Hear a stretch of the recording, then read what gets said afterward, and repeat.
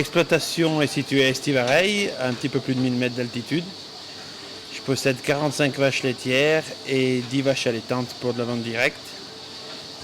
Tout ça sur une surface de 55 hectares, avec grosso modo 10 hectares de maïs, 5 hectares de céréales, 22 hectares de prairies temporaires et le reste en prairies naturelles. Moi personnellement, je me suis installé hors cadre familial en 2009 sur la Haute-Loire.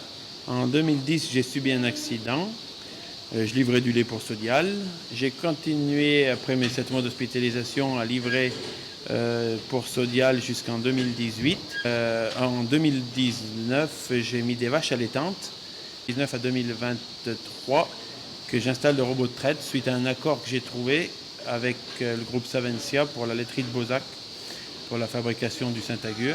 Et j'ai demandé une rallonge supplémentaire suite à une surproduction et aujourd'hui je livre 450 000 litres. L'avantage du robot de traite, reste quand même la souplesse de travail. Donc si on veut avoir un troupeau avec lequel on réussit et qu'on s'épanouit, il faut passer du temps quand même, mais il n'y a pas d'horaire, quoi. Donc par exemple, moi le dimanche soir je ne donne pas au veau, donc le dimanche matin je déjeune avec ma petite famille, je viens qu'à l'étable à 9h et je repars à 10h30, 11h, et le soir c'est un coup d'œil et qui pourrait se passer d'être fait, mais bon, j'ai besoin de voir mes vaches, donc c'est un coup d'œil. Mais c'est la souplesse de travail est super. L'augmentation du rendement laitier des vaches aussi. Et puis pour le bien-être des vaches, quoi. Quand on voit qu'elles font ce qu'elles ont à faire, c'est magique, quoi. Elles font leur vie, elles sont plus libres que nous, les humains, c'est sûr.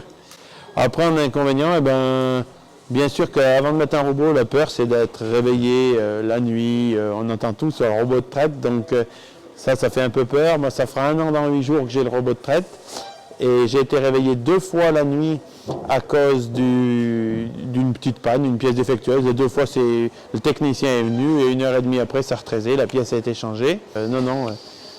Ça marche, quoi, même à 1000 mètres d'altitude. Parce que j'ai bien été prévenu. Le technicien de chez Lely m'avait présenté une courbe avant la mise en route. Alors une courbe de mon moral qui allait être euphorique 15 jours avant, le jour J franc bas, après de nouveau euphorique et une semaine après franc bas. Et du coup, vu que j'ai été prévenu comme ça, en fait j'ai l'impression de jamais avoir perdu le moral, quoi, parce que je me disais, bon attends, c'est bien, ça marche, mais faut pas t'emballer, là il y aura peut-être des emmerdes. Et puis au final, non, bien sûr que ça crée un stress, surtout quand on aime ses vaches. Moi, c'est un troupeau que j'ai acheté vu que j'étais en allaitante pendant 3 ans avant. Et elle est d'autant plus en douceur la traite qu'elle est voulue par la vache. Donc ça, je pense que c'est vraiment le gros point, au point de vue cellulaire et tout, si on n'est jamais embêté. Le gros point, c'est que la vache a dans la tête d'aller se faire traire et de lâcher son lait. Alors que sinon, c'est 2 fois par jour, qu'elles aient envie ou pas envie. Il y en a peut-être qui ont envie au bout de 6 heures quand elles sont fraîches au lait. Il y en a qui auraient envie 1 fois par jour quand elles sont plus vieilles au lait. Eh bien non, en traite conventionnelle, on les bourre tout en tas dans une salle de traite et on branche qu'elles aient envie ou pas. Alors que là, elles y vont quand elles veulent. Une vache un peu timide ira plus facilement la nuit, sur les premières traites pour la génisse. Une vache qui a mieux de caractère, elle y va direct quand elle a d'y aller. Mais oui, point de vue douceur, je pense qu'il y a un gros avantage. Le Juno, à la base, il faut avouer que c'est surtout pour mon confort à moi que je l'ai mis. Parce que l'ensilage pour le repousser, c'était un peu dur, donc je le repoussais avec un tracteur 2 fois par jour. Et puis, vu que je n'ai pas d'autres bâtiments, le Juno me permet de garer mon tracteur et ma mélangeuse sur le bord du bâtiment. Et je n'ai pas besoin de le sortir, alors que si je repousse avec un autre tracteur, je suis obligé de sortir le tracteur qui est garé dedans pour passer avec celui qui repousse. Donc moi j'ai choisi de partir avec la marque du robot de traite Lely, parce que c'est une équipe assez jeune et dynamique, avec qui ça a tout de suite bien passé. Je les avais déjà rencontrés un petit peu chez mon beau-frère qui est équipé du même robot de traite.